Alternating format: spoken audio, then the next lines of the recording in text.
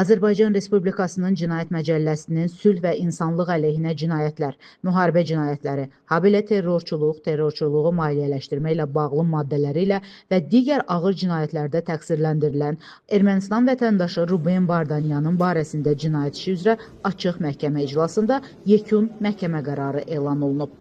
Hakimlər Zeynal Ağayevin sədrliyi ilə Camal Ramazanovdan və Anar Rızayevdən ibarət tərkibdə keçirilən məhkəmə iclasında təqsirləndirilən şəxs bildiyi dildə, yəni rus dilində tərcüməçi, habelə müdafiəsi üçün dövlət hesabına vəkillə təmin olunub. İclasda təqsirləndirilən şəxs, onun müdafiəçisi, zərərçəkmiş şəxslərin və zərərçəkmişlərin hüquqi varislərinin bir qismi və onların nümayəndələri, dövlət ittihamını müdafiə edən prokurorlar, həmçinin Azərbaycan dövləti adından zərərçəkmiş qismində Nazirlər Kabineti aparatının rəhbəri Rüfət Məmmədov iştirak edib. Hökmə əsasən Ruben Vardanyan qəti olaraq 20 il müddətinə azadlıqdan məhrum etmə cəzasına məhkum edilib. Xatırladaq ki, məhkəmə iclasında dövlət ittihamını müdafiə edən prokuror təqsirləndirilən Ruben Vardanyanın ömürlük azadlıqdan məhrum olunmasını təklif etmişdi.